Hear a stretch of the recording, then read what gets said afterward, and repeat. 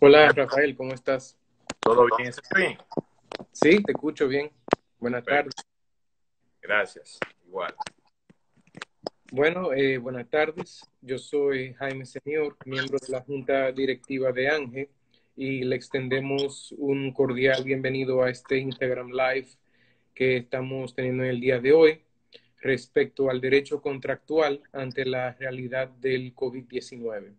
Vamos a hablar con Rafael Dixon, un abogado muy experimentado en el área, tiene muchos conocimientos sobre el tema y esperamos que sea una conversación fluida, nutrida, y vamos a tratar de hacerlo lo más sencillo posible, tanto para los abogados como los no abogados que nos puedan acompañar en el día de hoy.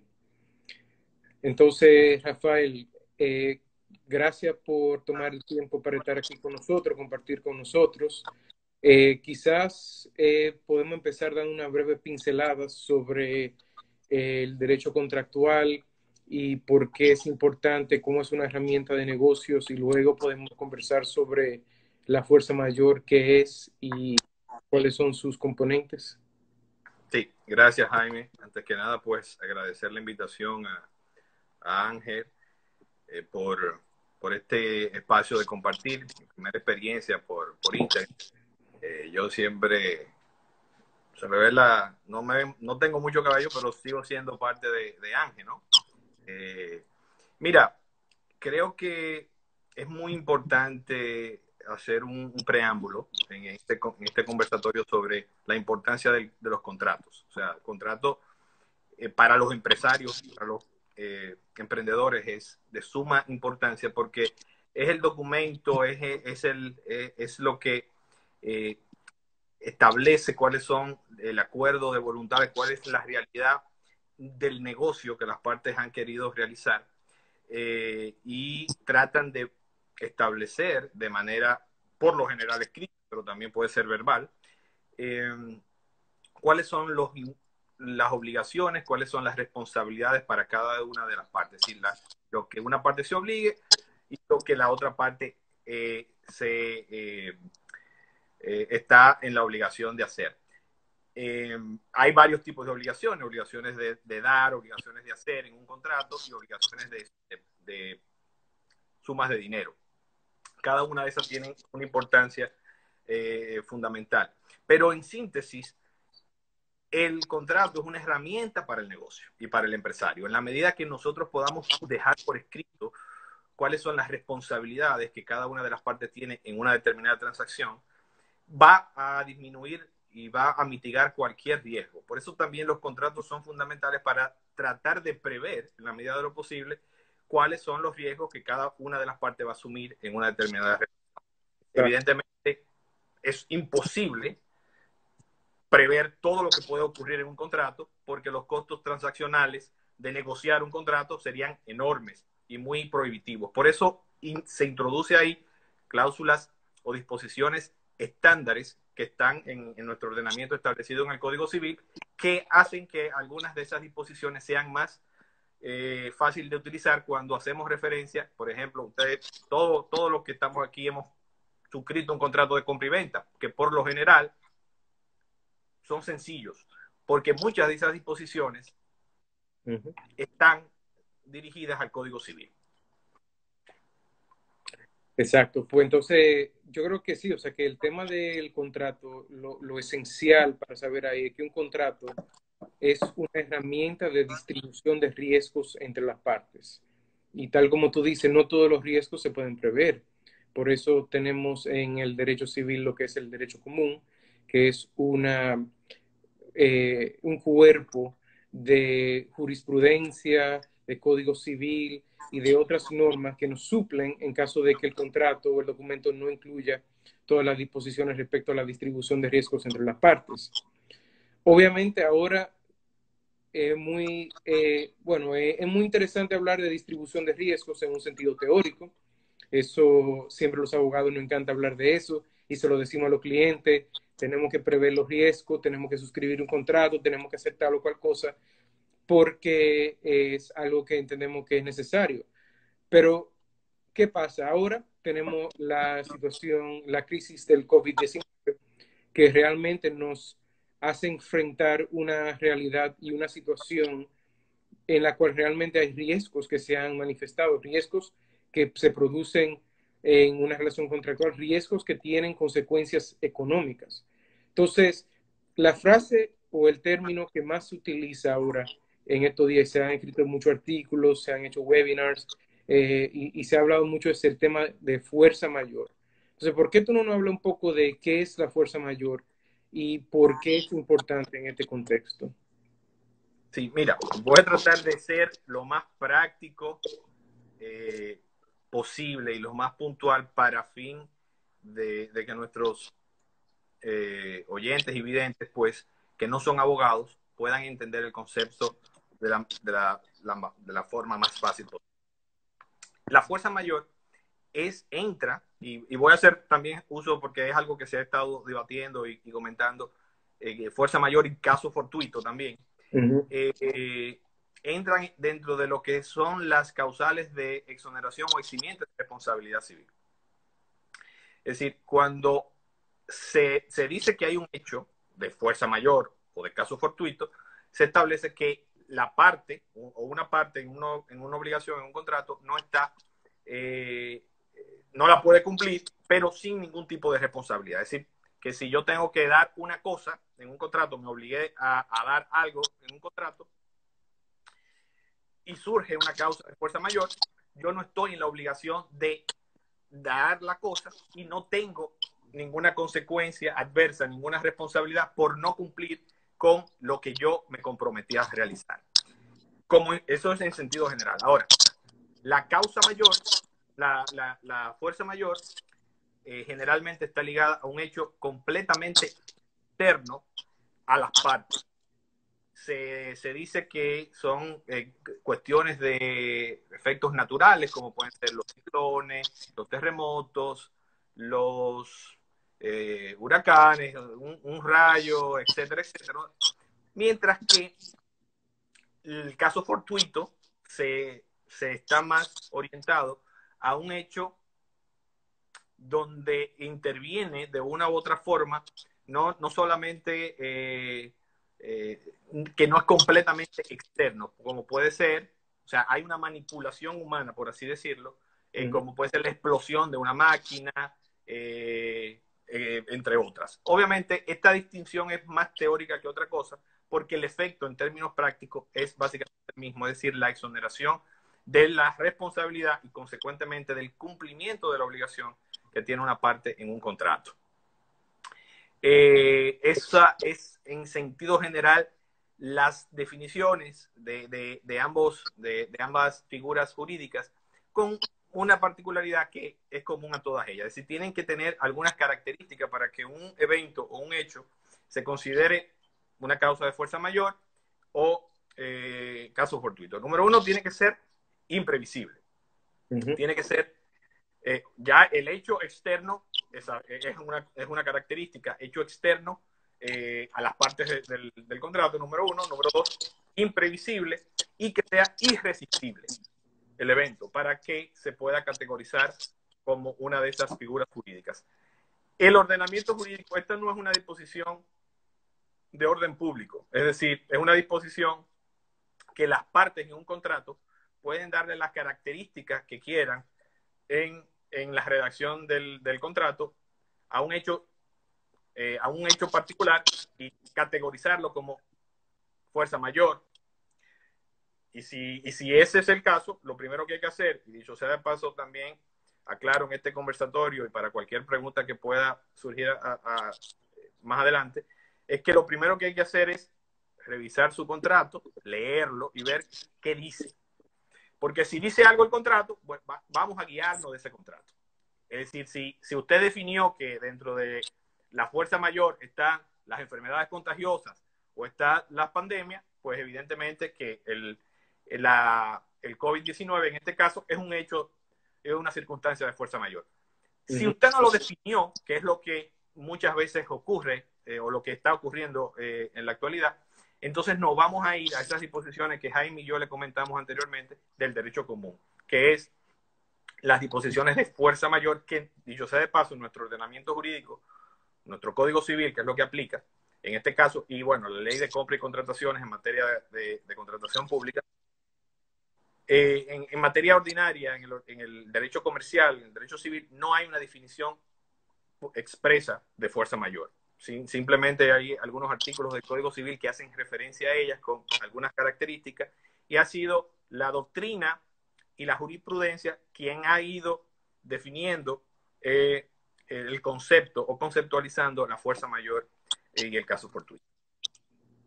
Creo que lo importante, Jaime, para darte la palabra, es que primer elemento, determinar qué dice el contrato, para ver si enmarca o no dentro un hecho de fuerza mayor. Si no está, entonces nos vamos al derecho común, que hemos dicho que aplica, tiene tres características fundamentales: hecho externo, imprevisibilidad e irresistibilidad. La imprevisibilidad está ligada a el momento de la conclusión del contrato, es decir, el momento donde yo suscribí el contrato, y la irresistibilidad al momento en que se configura el evento de fuerza mayor. Bueno, yo estoy completamente de acuerdo con tus planteamientos, Rafael, en el sentido de que la primera herramienta, el primer recurso es el contrato en sí, pero en mi experiencia, eh, ninguno de los contratos o muy pocos contratos previos a marzo del 2020 incluían pandemias y enfermedades contagiosas como parte de la definición de fuerza mayor, es decir, que se revertía a una definición o más limitativa, o sencillamente no contenían una cláusula de fuerza mayor. Entonces, estamos ante una situación de pandemia, una situación de realmente que no hemos visto en más de 100 años, una paralización económica, una serie de medidas gubernamentales restrictivas, distanciamiento social, cierre de negocios, no hay forma de realizar transporte aéreo. Entonces, esta situación que vivimos bajo el derecho común, ¿es fuerza mayor o no es fuerza mayor? ¿O cuáles factores tenemos que tomar en cuenta para determinar si es o no es fuerza mayor? Mira, esa determinar es una fuerza mayor la circunstancia. Vamos a ver si me explico de otra forma. Ahora, para determinar en una relación contractual particular si es o no una fuerza mayor, habría que analizar caso por caso. Aquí hay algunas cuestiones particulares. Antes de enero de este año, probablemente quien estuviera negociando un contrato en República Dominicana en enero, no era tan claro que iba a venir una pandemia para acá. Pero en marzo, a finales de febrero, era ya muy previsible, y usted, si hace un uso razonable de una negociación, pues debió de prever en su contrato esa posibilidad. Lo que quiero decir, básicamente, es que la circunstancia no es la misma post declaratoria, por ejemplo, de pandemia por la Organización Mundial de la Salud, anteriormente a eso. Y eso tiene un impacto en las obligaciones y en los contratos. Primer elemento. Segundo elemento, evidentemente que la declaración de estado de emergencia y las consecuentes restricciones en los derechos particulares han ocasionado también hechos y circunstancias imprevisibles algunas, y lo que a mi modo de ver agrava más la consecuencia es los resultados que van a tener o el impacto económico que va a tener todas estas medidas que no sabemos. Algunos pensaban que ya iban a estar levantadas, otros no se sabe hasta cuándo van a estar levantadas. Entonces todo eso sigue impactando. Yo creo que en sentido general, evidentemente, el hecho concreto del COVID-19, sin entrar en una relación particular concreta, es una causa de fuerza mayor. Ahora bien, analizar los efectos que tienen eso en los contratos, habría que ir analizando caso por caso, cuál tipo de obligación y en qué circunstancia o en qué aspecto impacta para determinar. Recordemos que estamos hablando aquí, cuando hablamos de fuerza mayor, es de una exoneración total del cumplimiento de la obligación. eh, que no es lo mismo que el contrato, evidentemente, se va a hacer más gravoso. Aquí sabemos que cumplir una obligación en un contexto particular implica más. Y aquí es importante tomar en cuenta la previsión. Si ya usted sabía que, por ejemplo, venía a mediados de febrero, usted tenía que entregar unos muebles en marzo, pero usted hizo el contrato en enero. Usted se supone que debió de haber previsto la compra de los materiales oportunamente para poder entregar ese encargo el 15 de marzo. Entonces usted tuvo que haber tomado en cuenta una serie de cuestiones. Si por alguna razón se atrasó y llega el 15 de la declaratoria de emergencia, habría que determinar si ese hecho en concreto realmente es una causa de fuerza mayor en ese ejemplo que estoy poniendo o no. Parecería que no, porque no se previeron de manera razonable. Así lo define, por ejemplo, el código francés, cuando define la fuerza mayor, lo que razonablemente uno puede prever y lo que razonablemente se puede esperar. Entonces, eso es importante tomarlo en consideración. No sé si contesté tu pregunta, Jaime. Sí, o sea, yo creo que en parte, o sea, tú lo que estás diciendo es que el tiempo, el momento en el cual se asumió una obligación es un factor muy importante para determinar si se conjuga la fuerza mayor o no respecto a esa obligación contractual. Pero quizá de manera más concreta, más particular, eh, tenemos una situación en República Dominicana en la cual al día de hoy, de hecho, se ha extendido el estado de excepción, el toque de queda por 17 días más, es decir, que si se llegase a finalizar en el 17 de mayo, habríamos estado aproximadamente 2 meses, casi 60 días, bajo ese estado de excepción.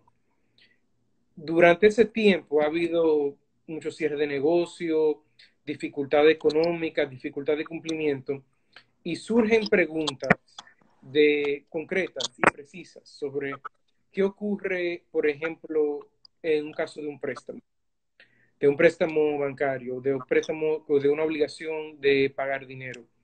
¿Quedo yo, el deudor, excusado de hacer los pagos bajo ese préstamo debido a la existencia de esta situación de pandemia y de esta situación que me ha paralizado mi actividad económica por 60 días?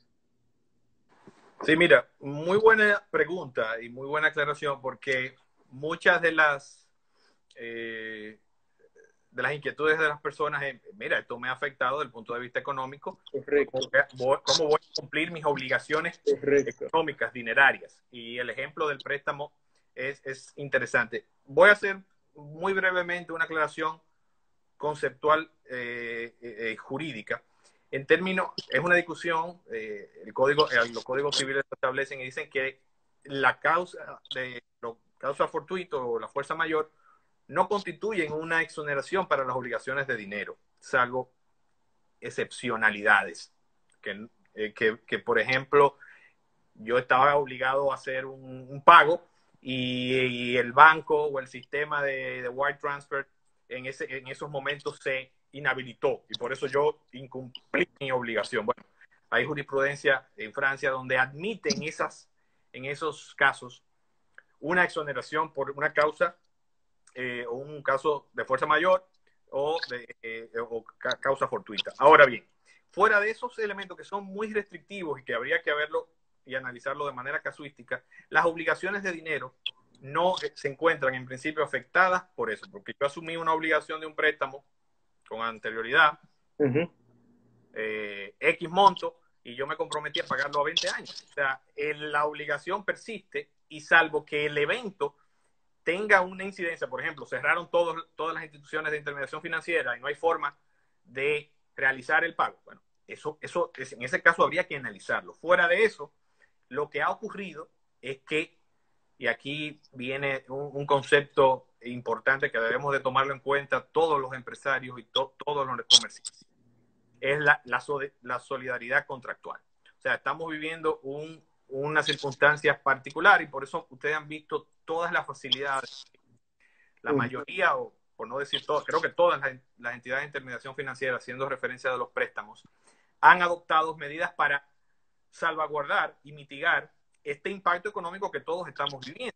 Entonces han otorgado ciertas dispensas, han extendido los plazos de pago, etcétera, etcétera, pero en definitiva las obligaciones de pago se mantienen. Y una causa de fuerza mayor, salvo circunstancias muy excepcionales, no eximirían el compromiso de eso. Pudiesen en algún caso pues suspender la obligación, extenderla, pero no eximirla, no erradicarla. Ya. Entonces, el hecho de que una persona esté atravesando dificultades económicas debido a la pandemia no le acusa de cumplir sus obligaciones pecuniarias, como es la del pago de un préstamo, que es lo que me parece lógico, porque de lo contrario, cualquier dificultad económica que se le presentara a una persona pudiera ser una excusa de pago, y eso obviamente crearía una situación que inhabilitaría el sistema de crédito a nivel nacional, a nivel internacional, de serlo así. Entonces, tiene sentido de que eso no constituya una causa de excusa contractual debido a la fuerza mayor. Pero, ¿qué me dice, por ejemplo, de otro escenario que se ha planteado? El escenario del inquilino que no puede hacer uso de la propiedad porque está cerrada debido a una orden gubernamental. Y dice, bueno, yo no le quiero pagar al arrendador, al dueño, porque yo no puedo hacer uso de la propiedad. Yo quiero quedar excusado porque yo no puedo hacer uso de la propiedad que contractualmente me corresponde. Entonces yo estaría pagando por no hacer uso de una propiedad por una causa que es ajena a mi voluntad. No es que yo no quiero abrir mi negocio, es que me lo han imposibilitado. Entonces, ¿cuál sería el análisis que tendríamos que emplear ante esa situación, ante ese planteamiento? Sí, mira, yo haría una diferenciación. El alquiler de vivienda familiar y los alquileres con fines comerciales. Uh-huh. El de alquiler con vivienda familiar es igual. Usted sigue utilizando, sigue usufructuando la propiedad porque le está viviendo. Pero evidentemente si usted perdió el empleo, si lo suspendieron, si tiene una gravosa situación económica, la solución para mí es conversar, solidaridad y renegociar el acuerdo y buscar facilidades y alternativas que le permitan de manera razonable a las partes ver cómo salir de esa situación. Uh-huh. Y luego podemos abundar un poco sobre eso. En el caso de los comerciales, igual, la misma línea, lo que está sucediendo actualmente en muchas oficinas, incluyendo las de los abogados, en principio estamos, o sea, no somos un servicio esencial, como puede ser los restaurantes que están cerrados, etcétera. Bueno, muchísimos, y lo que tienen un contrato de arrendamiento pueden decir, bueno, pero yo quiero trabajar, pero hay un hecho Externo.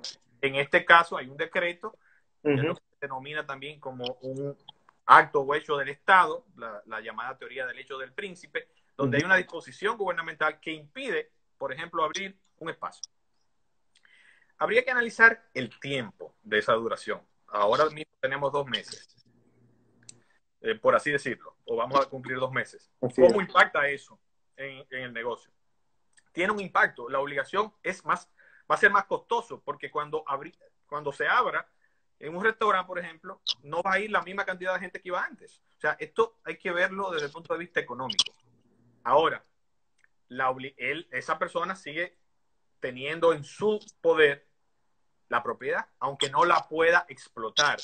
Entonces, desde el punto de vista estrictamente jurídico, yo creo que más que determinar si aplica o no una causa de fuerza mayor, que puede ser que en casos particulares pueda aplicar, hay que tomar en cuenta la irresistibilidad, en qué momento está, si esa empresa puede o no puede cumplir con sus obligaciones. Aquí estamos hablando de obligaciones económicas por un periodo particular, porque no sabemos si fuera a lo largo, obviamente nadie está obligado a lo imposible, un principio jurídico, pero aquí estamos asumiendo que en 30 días, 40 días, en el tiempo que sea, se va a volver a abrir. ¿Qué pasa con todos estos meses? Lo que se ha sostenido en la teoría es que en ese periodo lo que se genera es una suspensión, no una exoneración de la obligación, pero sí una suspensión y posteriormente hay que asumir y cumplir con esta obligación y llegar a los acuerdos, vuelvo y digo, los acuerdos que las partes de manera razonable, sensata, se puedan sentar a conversar y a discutir. Aquí hay que tener mucho cuidado de caer en lo que es el oportunismo contractual, donde hay personas que teniendo la obligación, teniendo los recursos de pagar, quieren beneficiarse de esta circunstancia. Entonces, eso va en contra de la buena fe de la ejecución de los contratos. Sí, o sea, yo comparto plenamente tu criterio en el sentido de que las dos partes en un contrato tienen que partir de una premisa de buena fe y en muchos casos es necesario negociar. Se puede, por ejemplo, eh, prorrogar algunos pagos, etcétera. Pero también hay una teoría de que el inquilino, a pesar de que, como tú dices, no puede explotar económicamente el espacio, continúa ocupando el espacio. Es decir, tiene sus equipos ahí, tiene un servidor, una computadora, una silla de barbería, lo que fuera, están ahí. Entonces, el hecho de que no lo puede explotar económicamente no es una causa que le debe eximir el pago. Pero, ¿qué ocurre si el inquilino o cualquier contraparte contractual decide alegar un incumplimiento, perdón, una fuerza mayor? ¿Cómo puede proceder esa parte? ¿Cómo lo hace? ¿Qué tiene que hacer para decirle al dueño del local o a su contraparte contractual, mire, yo tengo un caso de fuerza mayor y estoy invocando la fuerza mayor para excusar mis obligaciones contractuales? ¿Cómo se hace eso? Mira, la respuesta larga corta, eso va a terminar en un litigio, porque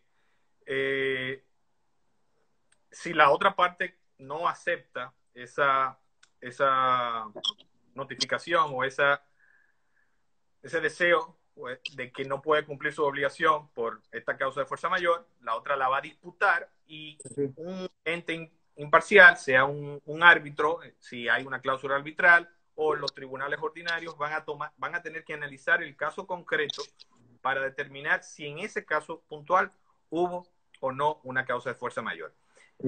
A mí me ocupa, y evidentemente que aquí hay mucho, recuerden, por ejemplo, una persona que viva de inmuebles alquilados versus otra que haya perdido su trabajo y no pueda cumplir la obligación. ¿A cuál de los dos? Porque este vive del alquiler, o sea, del arrendamiento que recibe. Entonces, el juez o el árbitro tiene que tener mucho cuidado y analizar caso por caso, concretamente, si efectivamente aquí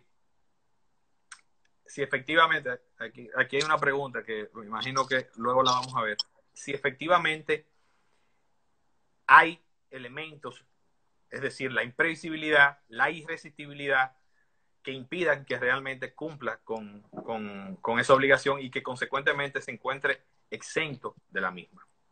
Mira, Rafael, nos llegan algunas preguntas precisamente sobre el tema de los alquileres de locales comerciales eh, y probablemente van en la misma línea de una situación que en inglés se denomina hardship, es decir, de una imposibilidad o una dificultad muy material de cumplir con la obligación debido a una situación, un factor externo.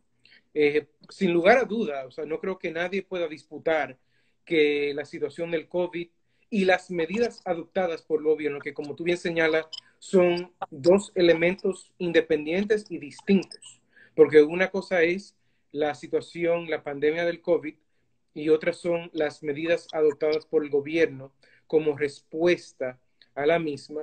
Pero, ¿qué ocurre en esos casos en el cual la otra parte alega, una parte del contrato alega de que yo no puedo operar, eso me crea una dificultad, un hardship extremo el cumplir el contrato, por lo que yo debo quedar excusado de cumplir con una o varias obligaciones del contrato debido a esa situación.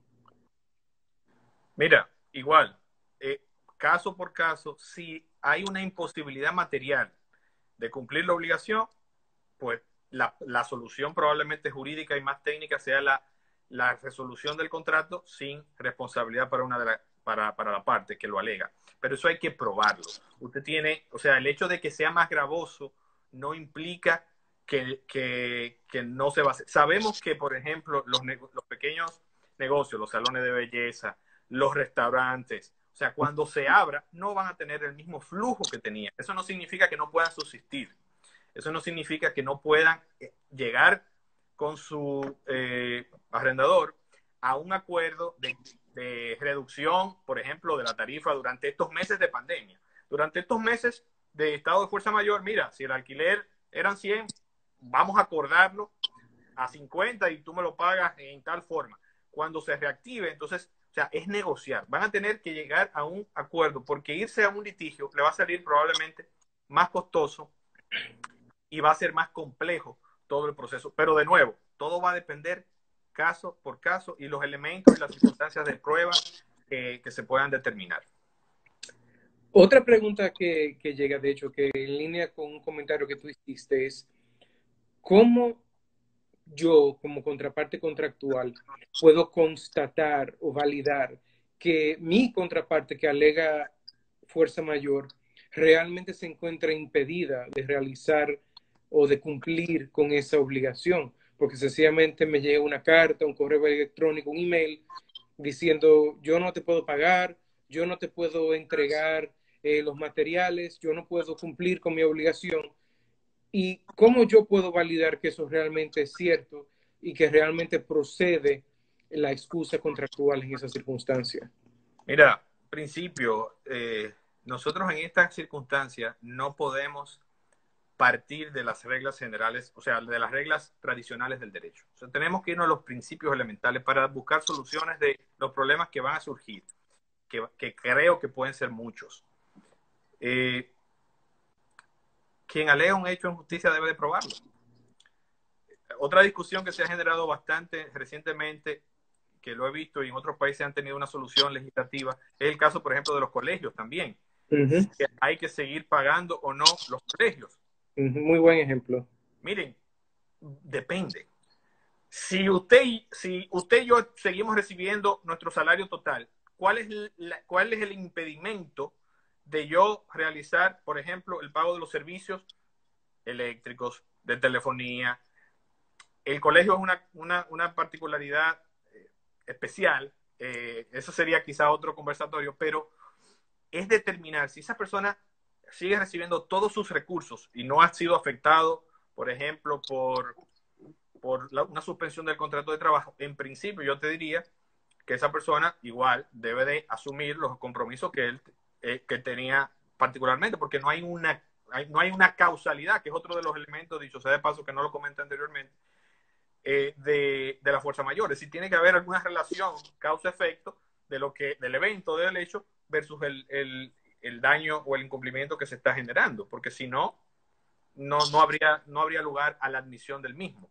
Entonces hay que analizar caso concreto. No es lo mismo para una persona que no esté suspendida que para una persona que esté suspendida. Hay que tomar en consideración eso. Y el caso de los colegios, igual, esa es otra discusión, porque real y efectivamente no hubo, o sea, usted no contrató cuando hizo el contrato a recibir clases virtuales. Evidentemente los colegios dicen, yo me he visto imposibilitado y dentro de todo he tratado de seguir brindando la educación bajo esta modalidad. Hay que ser flexible, señores. O sea, uno no puede asumir una posición cerrada en una circunstancia como esta. O sea, la flexibilidad, la buena fe, la equidad, la negociación va a primar en todos estos elementos. Muy bien, Rafael. Otra pregunta es, y la hemos tocado brevemente, pero no creo que realmente hayamos dado una respuesta concreta. ¿Cuál es el efecto de la declaratoria de fuerza mayor. Es decir, si realmente existe se constituye, se conjugan los factores de fuerza mayor en un contrato, ¿cuáles son los efectos de eso? ¿Se suspende el contrato? ¿Se puede terminar? ¿Cuándo se termina? ¿Cuáles obligaciones quedan excusadas? Yo creo que sería interesante conversar un poco sobre eso, los efectos de qué ocurre si realmente hay una fuerza mayor en el contrato, en la relación contractual. Si hay un evento de fuerza mayor, esa obligación queda excusada sin responsabilidad para la parte, como principio general. Es decir, ante la circunstancia de un hecho de esa magnitud, yo no estoy en la obligación sin ninguna responsabilidad de cumplir esa obligación. Luego, en algunos casos, en vez de hablar de una excusa total o de una exoneración de responsabilidad, lo que se habla es de una suspensión durante los efectos o el tiempo que esté sucediendo el evento de fuerza mayor, que es lo que más se puede extrapolar a los arrendamientos, la contratación de ciertos servicios. Pero imagínese usted, para poner un caso puntual y concreto, si yo me comprometí con usted a hacer una sesión fotográfica o un evento el 27 de abril, no hay forma de que se pueda hacer, hay un evento, hay una fuerza mayor y yo no voy a estar no se va a poder cumplir esa obligación, va a estar concluida sin ningún tipo de responsabilidad. Si ese es el contrato, igual, el contrato concluido sin ningún tipo de responsabilidad para las partes que la invoquen. En caso de que alguien tenga cualquier pregunta o comentario, siéntase en libertad de hacerlo en la sección de comentarios y nosotros trataremos de responderle en la medida de lo posible, pero anímense a preguntar cualquier aspecto que le pueda surgir. Otro elemento entonces es sobre concretamente en República Dominicana, porque estamos hablando también en sentido general sobre la fuerza mayor, el derecho contractual, pero aquí en República Dominicana está el estado de excepción, el estado de emergencia, desde el 19 de marzo, que va a continuar hasta al menos el 17 de mayo, si no se vuelve a extender. Y surge una pregunta de si la excusa contractual, invocar la fuerza mayor, está atada a la declaratoria del estado de excepción o es algo independiente del mismo. Y si puede prolongarse luego de concluido el estado de excepción. Sí, pueden ser eventos distintos. O sea, uno no necesariamente está ligado a otro, obviamente están relacionados. Y la fuerza mayor puede extenderse luego de la cesación de estado de emergencia. Con lo cual, eso no excluye lo uno de lo otro. Y el solo hecho de la existencia del estado de emergencia sí puede constituir un hecho de exoneración de responsabilidad, que era lo que llamaba como un acto y hecho del Estado, o la teoría del hecho del príncipe. Esa existencia, mientras dure, es una causal de exoneración o eximiente de responsabilidad. Aquí lo que estamos hablando es de la exoneración de la responsabilidad. Yo recuerdo una pregunta que me hicieron haciendo al principio de todo esto, de la obligación de pago. Una empresa tenía que hacer un pago el 30 de marzo y quería invocar una fuerza mayor.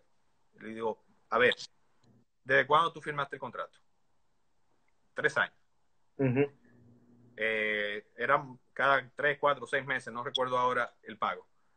Desde enero de este año, no desde enero, no, desde junio del año pasado, tú sabías que tenías que hacer ese pago el 30. El periodo desde que se produce la declaración de pandemia y el estado de emergencia son 15 días. Eso no te puede afectar enormemente el tú cumplir con esa obligación. Entonces hay que saber cómo poder realizar estas interpretaciones para evitar mayores inconvenientes. Al final, una de las razones de la existencia de un contrato es que se cumpla. O sea, lo ideal del contrato no es el incumplimiento, o sea, es que las partes se logren cumplir el objetivo del contrato, porque si eso se logra, se genera valor, se genera riqueza. Esa es la racional económica detrás de un contrato. Claro, pero como empezamos comentando al inicio del live, también el contrato tiene una función de distribución de riesgos entre las partes. Entonces, obviamente, el estado de pandemia y el estado de excepción son riesgos que han surgido. Entonces, ahí, en el caso concreto que tú planteas, yo estoy de acuerdo contigo en el sentido de que al 30 de marzo no había una excusa de realizar el pago, pero sería interesante pensar o ponderar, y como nos gusta decir a los abogados, siempre depende, pero ¿qué ocurre si esta situación se continúa extendiendo en el tiempo? De hecho, eso fue uno de los comentarios que le he realizado a clientes que, al igual que tú, han venido para consultar sobre tu tema, es que, bueno, la respuesta es esta hoy, pero si la situación se extiende en el tiempo, la respuesta puede variar, porque no es una respuesta estática. El derecho no es estático, el derecho también es vivo, y el análisis que realizamos tiene que ir de acuerdo con la realidad que estemos viviendo la sociedad y las partes particulares a ese contrato. Y obviamente, mientras más se extiende la situación y la pandemia, con mayor razón se pudiera invocar una fuerza mayor. Sí, es así. Pero digamos que nuevamente volvamos al tema de que yo quiero invocar una fuerza mayor. ¿Cuándo lo puedo hacer? Porque digamos que la fuerza mayor me ocurrió, estamos hoy al 30 de abril. Ya tenemos mes y medio en esta situación concretamente aquí en República Dominicana. ¿En qué momento yo debo invocar esa fuerza mayor para que pueda ser válidamente acogida? Porque yo supongo que si yo en 6 meses o el año que viene vengo a decir, yo no cumplí o no voy a cumplir por lo que pasó de marzo a mayo el año pasado, eso no sería válido. Entonces, ¿cómo opera ese tema de los plazos, de cuándo se tiene que invocar? Sí, mira, lo ideal es al momento de cumplir tu obligación. O sea, por ejemplo, si tu obligación tienes que hacerla el 15 de mayo, estamos viviendo eso. Al momento de tener que cumplir tu obligación, notifícale. Y generalmente los contratos establecen una respuesta a esto, hay una notificación previa, etcétera, etcétera. Pero si no lo dice el contrato, es usted al momento de cumplir la obligación, unos días antes, unos días después, usted le notifica a su acreedor, mire, yo estoy en una imposibilidad de cumplir con esta obligación porque me está sucediendo esto, esto, esto, esto. Y usted lo plantea. Y ahí se va a generar una discusión de si efectivamente es o no un evento razonable, y si hay una disputa, vuelvo y digo, terminará en un tribunal. Obviamente, si usted tiene que cumplir la obligación el 15 de mayo, también hay que ver caso por caso. Y llega el 30 de diciembre y ahí usted quiere excepcionar la fuerza mayor, puede ser que no le aplique. Sin embargo, si el acreedor tampoco nunca le requirió el cumplimiento de la obligación, usted pudiera bien decir, mire, usted nunca me la ha dicho y yo no tuve en posibilidad. O sea, habría que analizar caso por caso. En definitiva, notificar al momento de la ejecución de la obligación. Es decir, al momento en que usted tenga que cumplir con esa obligación, usted le notifica a su otra parte la imposibilidad que está teniendo para cumplir con la misma. Nos hacen una pregunta que de hecho ya lo habíamos tocado, que era sobre los alquileres de vivienda, y precisamente hace el comentario de que conocen de exoneraciones parciales de pago. Eso precisamente fue un tema que conversamos, y sobre el principio de la buena fe en el contrato y la necesidad de que las partes discutan para tratar de identificar las mejores soluciones para las partes, incluyendo en los alquileres de vivienda.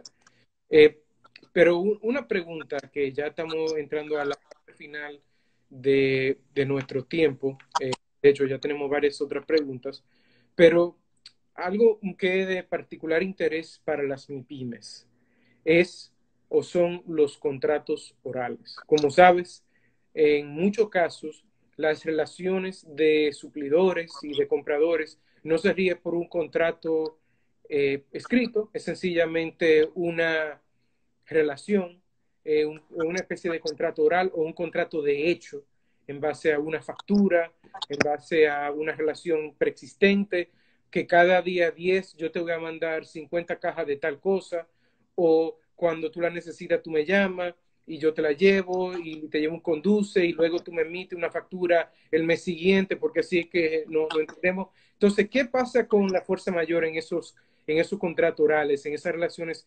informales que realmente son muy importantes para las pymes?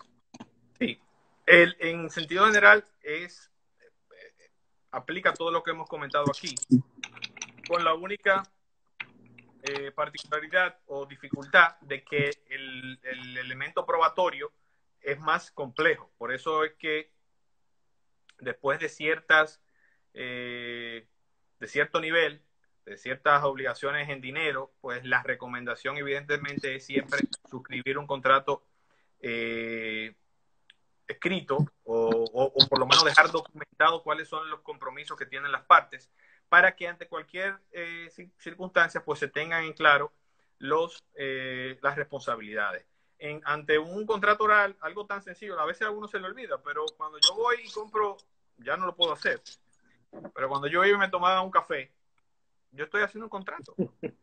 Yo estoy comprando un café y el otro me está dando. Ahí hay un contrato. Sin embargo, es oral, no se percibe. Pasa mucho en la realidad y en esos negocios informales también va a pasar y el elemento probatorio va a jugar un papel fundamental. Por eso es que, valga la cuña para nosotros los abogados, es importante tener un abogado antes de que se genere el litigio. Así Sí, es. es bueno también tenerlo después si te genera, pero vamos a utilizar a los abogados de manera preventiva para tratar de minimizar o mitigar los posibles litigios, los conflictos que se van a generar, que se puedan generar. Entonces, es importante al momento de redacción de un contrato o de una transacción de un negocio tener esa asesoría porque eso mitiga muchos riesgos que pueden venir más adelante. Nos llega una pregunta, creo que no sé si la puedes ver ahí, es decir, ¿se pudiera una entidad de intermediación financiera alegar fuerza mayor para el no pago de un certificado al momento de su vencimiento? La respuesta es no, o sea, rápida, porque primero ya lo hemos visto, salvo o sea, la jurisprudencia, la doctrina no admite eh, la fuerza mayor del caso fortuito para las obligaciones de dinero, salvo que haya un impedimento particular. Si, por ejemplo, llega, voy a decir para que lo entiendan desde el punto de vista gráfico, si se acabó el dinero, no puede devolverlo en términos particulares. O si se dañó el equipo de transferencia por un rayo que va a estar exonerado por un tiempo, o sea, suspendido por un tiempo, pero tiene que cumplir con su obligación. En este caso, ninguna entidad de intermediación financiera pudiera, en este contexto, si una persona va a buscar un dinero o a cancelar un certificado, no alegar esta circunstancia que estamos viendo para no cumplir con su obligación. Otra pregunta que hemos tocado, pero realmente no la hemos respondido directamente, y es una pregunta de índole legal, es ¿cuál es la prescripción para invocar la fuerza mayor?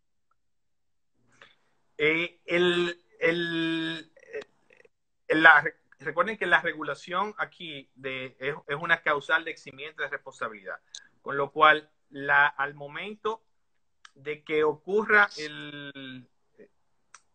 si tú te vas a materia contractual, tú tienes una prescripción particular que está en el Código Civil,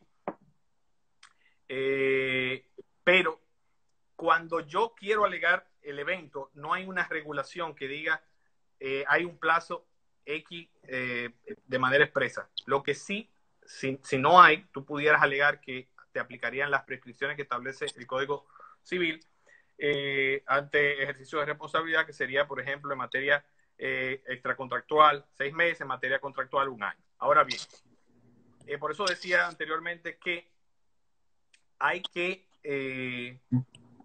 la persona que quiera alegar esa circunstancia tiene que hacerlo al momento de cumplir con su obligación. Si no cumple, si no lo hace, si yo tengo que cumplir con mi obligación el 15 de mayo y me olvido, no digo nada, el acreedor mío tampoco me lo dice, y transcurre, vamos a irnos la prescripción más larga en materia de responsabilidad, ahí va a venir una interpretación jurídica de si aplica la prescripción contractual o general de 1 año, porque también el Código Civil establece distintos tipos de prescripción para algunos tipos de contratos. O sea, no es lo mismo el contrato médico, el contrato de servicio, hay algunos, el contrato de ingeniero, hay algunas prescripciones particulares. Entonces eso habría que analizarla. Por eso una respuesta concreta de un plazo específico, así el ordenamiento de día todavía no lo prevé. Brevemente, ya que estamos casi terminando, pero no quería dejar sin tocar un elemento que tú mismo habías mencionado más temprano, que eran los contratos administrativos, los contratos con el Estado, que obviamente para las pymes puede ser un importante cliente, además para la gran empresa, pero el Estado, tú mencionaste la ley de compra y contrataciones públicas, que incluía ciertas normas o reglas especiales respecto a la fuerza mayor. Si nos podía comentar un poco sobre eso. Sí, básicamente la ley de compras y contrataciones, la ley 340, 06, establece que ante la existencia de una causa de fuerza mayor que impida el cumplimiento de la obligación, es decir, que sea de imposible cumplimiento por la causa de fuerza mayor, va a ser una causal de terminación del contrato sin responsabilidad en este caso, puede aplicar para las dos partes, pero generalmente para el contratista. Es decir, esa es la principal explicación que hay en materia de fuerza mayor. Otros elementos que aplican quizás con mayor benignidad en materia administrativa o pública que en materia privada, es que ante la existencia de una causa de fuerza mayor, el contratista tiene un derecho fundamental en materia de contratación pública, que es el de equilibrio económico.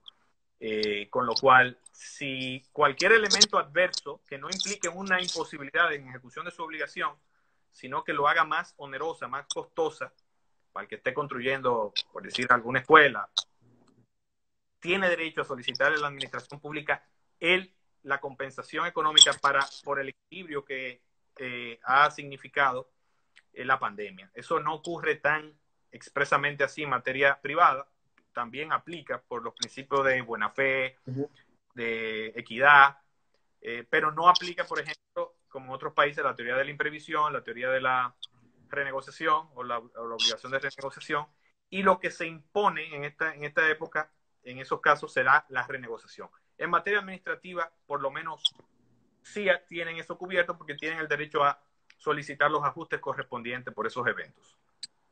Una pregunta que nos llega, que un poco fuera, digamos que del ámbito directamente contractual, pero cerca al tema administrativo, es ¿qué ocurre con la fuerza mayor y las obligaciones frente a la administración pública? Por ejemplo, la obligación del pago de impuestos. Si querías comentar brevemente sobre eso. Bueno, en el decreto que suspendió los plazos en los procedimientos administrativos, evidentemente la administración pública, en este caso el Poder Ejecutivo, tomó en consideración esa parte y reguló de manera particular que esos plazos no estaban exentos y que los contribuyentes continuaban teniendo las obligaciones de pago. Lo que ha ido haciendo la administración tributaria, y me parece que en días pasados también, por iniciativa de Ángel, tuvo un conversatorio con el director de impuestos internos, imagino que también abundaron sobre ese tema. Lo que ha hecho es establecer unas gracias, unas extensiones en los plazos, pero evidentemente la obligación de pago del impuesto sobre la renta a quienes aplique, tenemos que lamentablemente pagarla, porque en base a eso es que se financia y se hacen las gestiones públicas. Es decir, pero en términos estrictamente legal no hay una suspensión como tal en el cumplimiento de las obligaciones tributarias y todos los contribuyentes seguimos obligados a cumplir con las mismas, amén de las dispensas y las particularidades y extensiones de plazos que ha hecho la Dirección General de Impuestos Internos. Sí, y gracias por la cuña, Ángel. El live de este pasado lunes con el director general de Impuestos Internos, Magín Díaz, fue muy interesante. De hecho, generó muchos titulares en los periódicos al día siguiente porque el director general no suele conceder muchas entrevistas y dio varias primicias durante esa entrevista. Y en definitiva, uno de los mensajes que él dio era de que no era del interés de la administración pública de perseguir a los contribuyentes en este momento. Pero claro, es tal como tú observas, al final del día, eso se tendrá que pagar tarde o temprano. De que la administración tributaria actualmente no esté persiguiendo ni vaya a perseguir por ahora estos temas y estos pagos, no quiere decir que no se tengan que realizar. Y de hecho, hasta cierto punto es, volviendo al tema contractual para finalizar, creo que podemos decir que eso también es una especie de parecido o símil a lo que hemos conversado hoy, en el sentido de que el contrato ante una situación de fuerza mayor en muchos casos puede excusar el cumplimiento, pero en otro caso lo que impera es la buena fe, la negociación entre las partes, identificar las formas que permitan que las partes cumplan con sus obligaciones dentro de un plazo razonable y que permitan que se pueda cumplir con el contrato de la forma más expedita posible. Entonces, no sé si quisiera hacer algún comentario de cierre o algún tipo de observación o planteamiento al final. Mira, yo lo único que invito a las partes en un contrato es a utilizar la sensatez, la racionalidad, la buena fe, el equilibrio que en estas circunstancias les va a afectar a todos. O sea, de una u otra forma nos va a tocar a unos más que otros. Entonces, en esos casos, yo creo que ser transparente, tener un diálogo de apertura para buscar una solución razonada y sensata para ambas partes. O sea, tratar de que realmente en una relación contractual no tratemos de sacar provecho ante estas circunstancias y ponernos y hacer un uso sensato y justo, equitativo de la posible revisión o renegociación que van a tener que venir en muchas de las relaciones contractuales. Entonces, mi invitación es a eso, o sea, estar abiertos, comentarlos, tener una discusión transparente con su contraparte para lograr un acuerdo cuando se pueda, y cuando no se pueda, pues terminar el contrato, pero hacerlo de la mejor manera posible dentro de las circunstancias que caben en estos tiempos. Así es. Pues Rafael, muchas gracias por tu tiempo. Este ha sido un live muy interesante. Creo que hemos tocado muchísimos temas. De hecho, yo creo que probablemente pudiéramos seguir hablando por mucho tiempo más y profundizando y teorizando, pero realmente yo creo Que que somos abogados, somos abogados. no, a los abogados les encanta hablar.